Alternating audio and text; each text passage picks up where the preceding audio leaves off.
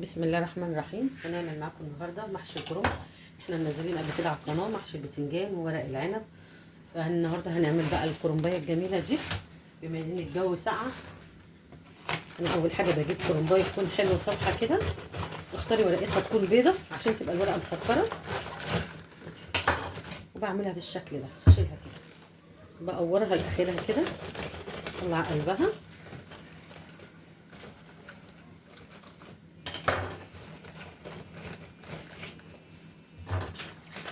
بالشكل ده. اول كام ورقه كده هبقى اسلقهم لوحديهم، لان انا بحب اسلقها كلها مره واحده، يعني بحب احطها في الحله كلها ورق مره واحده. هوريكم ازاي دلوقتي. بصي يا حبايبي، انا عندي الميه غلت اهي، هنزل بشويه ملح، بمعلقه سكر بتخلي الورقه مسكره وجميله، رشه كمون عشان تمنع الغازات اللي هي بتصدر من الكرنب. خلاص كده، بسم الله. انزل بالكرنبايه، طبعا مش هتيجي على قد الحله، فهنزل بجنبها كده، وكل ما جزء يستوي اروح لفه الكرنبايه للجزء التاني. انا بعملها كده على طول. لو الحله اكبر كنت هحطها كلها مره واحده، بس هي ما شاء الله الكرنبايه كبيره، فهناخدها جزء جزء. اوريكم ازاي انا بلفها جزء جزء. بس كده، بسم الله. لكن هفضل اسلقها ورقه ورقه بقى والكلام ده لا. بصوا ما شاء الله اهي انا لفيتها. بصوا الجزء ده استوى ازاي، الجزء ده لسه.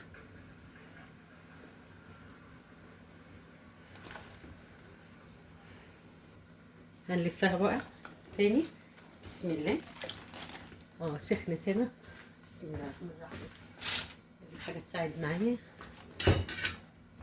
انا لفيتها المره الاولانيه كانت مش سخنه، المره دي سخنه. كده اخر الجزء فيها بقى هعمل ايه. احنا عملناها من 3 اجزاء. بسم الله. هجيبها كده بقى على وشها،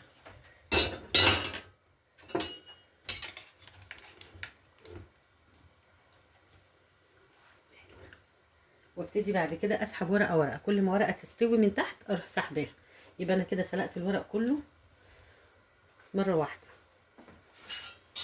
وبطريقه سهله. هبتدي اسحب الورق بقى، بسم الله. ما شاء الله الورقه اتسلقت كلها زي بعضها.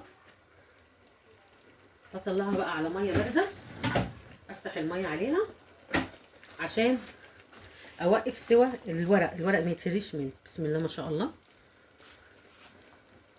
كرنبايه جميله وكبيره.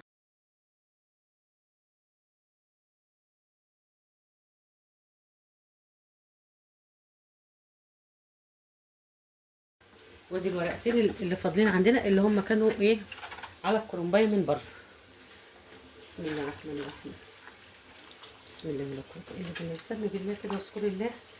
الاكل بيطلع زي العسل لوحده كده، من غير لا وصفات ولا مقادير ولا اي حاجه. اذكر الله بس كده اهو.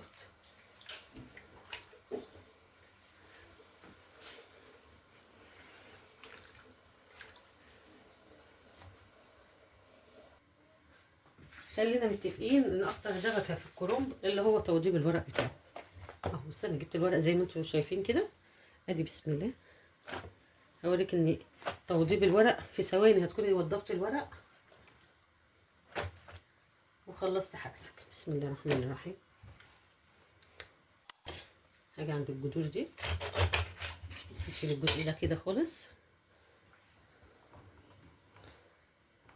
انا قطعت الجذور ديت اهي اول حاجه، وخلاص كده اهوت. هبتدي اقطع الورق بالشكل ده، المقاس اللي انت عايزاه. يعني انا بحبه متوسط كده، ما بحبهوش صغير قوي وما بحبهوش كبير قوي اهي كده. حددي بقى مقاس صبع المحشي زي ما انت بتحبيه. شايفه؟ في اسهل من كده؟ ادينا خلصنا توضيب اول نص الكرنبايه. بسم الله ما شاء الله ولا قوه الا بالله. ادي الورق معايا اهو، بقيه الورق. بس الورق ما شاء الله فاتحه كده وجميله. دايما نجيب الكرنبايه لونها فاتح بتبقى مسكره غير الخضره.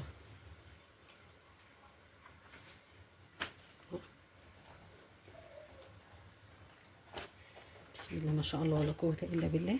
هقطع الجذور دي الاول كده وابتدي اقطع كده الورق.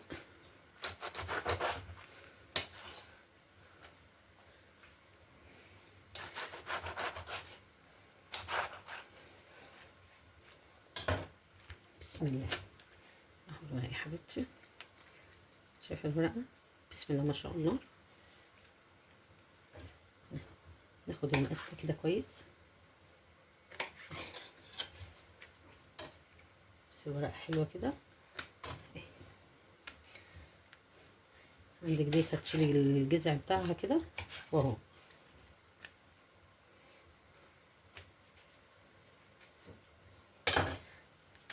الورق لا اتهرى ولا ضيعنا ورق ولا هدرنا حاجه.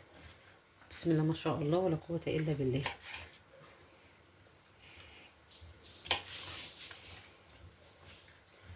خلاص كده احنا كده خلصنا من الكرنب، ووريتك ازاي توضبي الورق وتقطعيه بكل سهوله. هتاخديه كله بقى بالشكل ده. هخلص الباقي وارجع لكم تاني.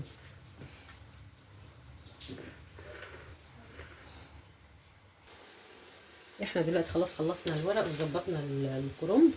دلوقتي نيجي لاهم حاجه، الخلطه. واهم حاجه الخلطه طبعا. هجيب كده 4 بصلات كبار حلوين. محشي يا جماعه بيحب البصل، بيحب الطماطم، بيحب التوابل، يعني بيحب كل حاجته فيها تبقى متوفره كده. ايه يعني ما تبخليش عليه تقولي لا ده البصل كده كتير، لا ده الطماطم كتير، لا بيحب حاجته تبقى بوفره كده. انا عندي هنا تقريبا 4 بصلات كبار. طبعا انا ما شاء الله عندي الكرنبايه كبيره.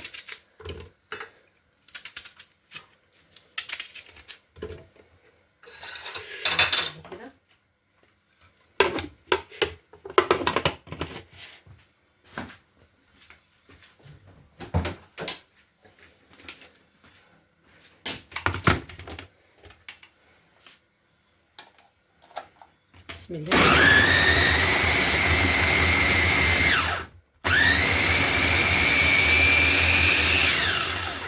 انا بقطعها قطع متوسطه، مش كبيره ومش صغيره، يعني ما تعصرهاش، خليها متخرطه حلو. ننزل على الحروف كده واضربها ضربه كمان.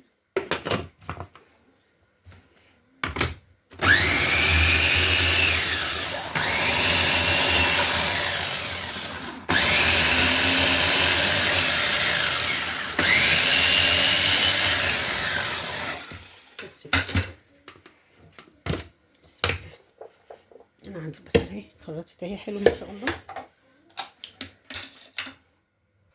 ابتدي اعمل التخديع دلوقتي. احط زيت بقى لان برضو المحشي بيحب الزيت الكتير. بسم الله.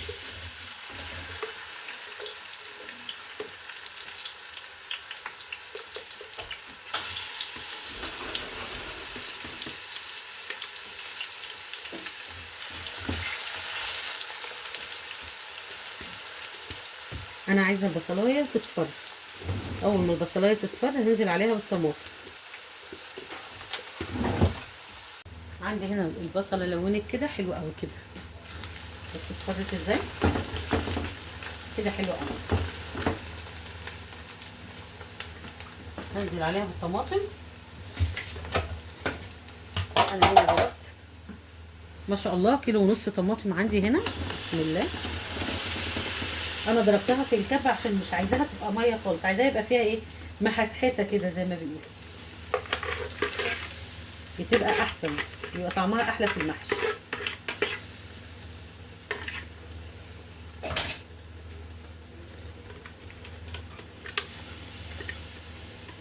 انا ماشيه معاك خطوه بخطوه اهو. عايزه بقى دي تتسبك. مش عايزاها خضرة كده، لا عايزاها تتسبك. اسيبها بقى تتسبك وعقبال ما اظبط بقيه الورق.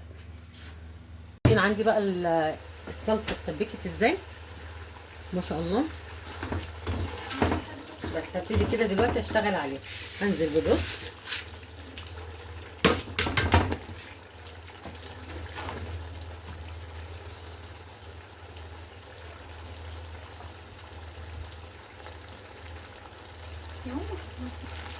هنزل بالرز كده واديله تقريبا في التسبيكه بتاعتي.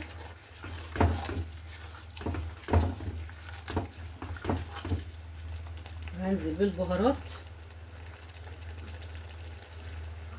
عندي هنا دي بهارات محشي، شطه وكمون وفلفل وكزبره.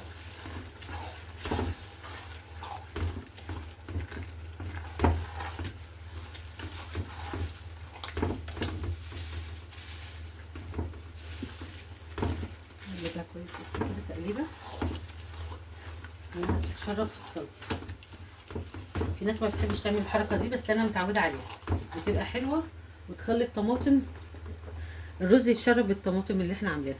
وهحط معلقه زيت تاني قبل ما انزل بالخضره. تظبطي طبعا الحياء بتاعك، تشوفي الملح بتاعك مظبوط ولا لا. بصي كده تسمعي الصوت ده كده، ما فيهاش كده ميه كده، عندك الخلطه ما فيهاش ميه.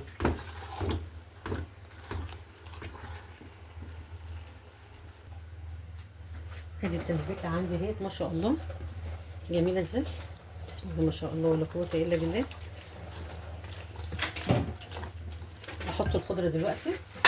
انا عندي هنا الخضره شبت وبقدونس وكزبره.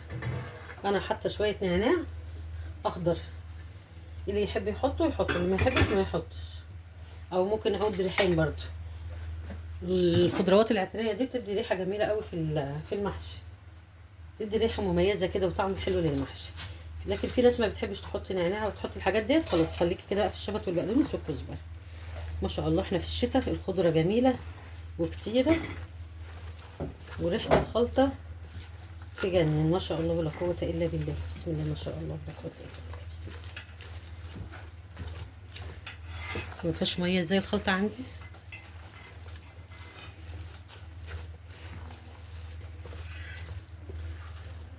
بنحط الخضره اخر حاجه.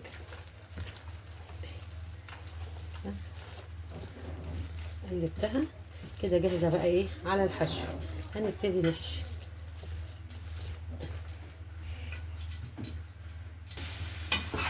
هنا جهزنا كل حاجه. الخلطه ما شاء الله جهزناها اهي. بسم الله ما شاء الله. بصوا الزيت فاصل منها ازاي، لان الطماطم بتاعتها متسبكه كويس. لما بتتسبك الزيت بيفصل لوحده والصلصه بتبقى لوحدها. وادي الورق طبعا وضبناه سوا. وعندي هنا الحله اللي هحشي فيها جهزتها. انا بحط فيها خضره كده، العروق بتاعه الخضره ما برميهاش، بحطها من تحت كده بطلع ريحه بقى جميله على المحشي. تحطي معاها بصلايه طماطمايه براحتك. هنبتدي نلف. بسم الله كده نلف كده. بسم الله الرحمن الرحيم. بتحطي الخلطه في النص كده، بتسيبي الحرفين كده اهوت، يعني ايه ما تحطيش في الحروف رز عشان ما تطلعش وتبهدل لك الحله. اهم حاجه ان صبع المحشي ما تلفيه كده ما يبقاش عليه رز. بسم الله. بص الورق ما شاء الله سلقناه جميل ازاي. بسم الله الرحمن الرحيم.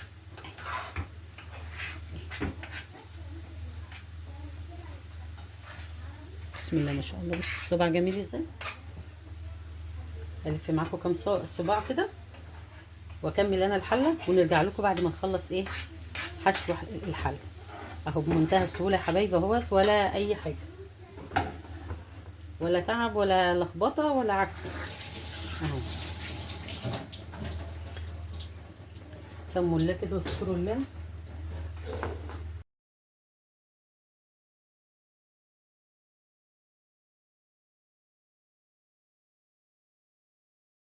احنا لفينا حله المحشي اهي. بسم الله ما شاء الله. هنسويها بقى ونوريكم هنسقيها ازاي. وبألف هنا وشفا يا حبايبي. انا خلصت كده حله المحشي، لفيتها زي ما انتم شايفين كده، وفضل عندي كمان يعني شويه خلطه، فلفيتها بورق عنب وغطيتها بالعروق دي. طبعا كل بيت فيه ناس بتحب العروق ديت بعد ما بتستوي بتبقى طعمها مسكر وجميل. فانا عندي ايه اللي بيحبها. انا كده مجهزه الشوربه، هبتدي اسقيها بالشوربه. بسم الله. بتوزعي الشوربه كده وما بتملهاش، مش بتملي الحله ميه، احنا بنخليها ايه تلتها بس اهي. يعني بصي هنيجي من هنا، بص قبل صابعين من تحت، يعني هتسيبي صابعين كفايه كده، او اهي الشوربه اهي كفايه قوي كده عشان ما تبكبكش منك كده وتعجن كده. حلوه قوي. هحط غطا عليها كده بالشكل ده، هحط طبق كده عشان الصوابع تفضل ملفوفه زي ما هي، ما تفكش وهي بتستوي. وهغطيها واعلق عليها تاخد غلوه واحده واوطي. بسم الله الرحمن الرحيم. بسم الله ما شاء الله ولا قوه الا بالله. بسم الله بسم الله. اللهم صل على النبي.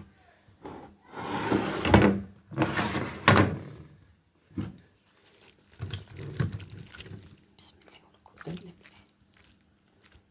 ولا قوه الا بالله. محشي من اوله لاخره. بسم الله الرحمن الرحيم. بألف هنا وشفا.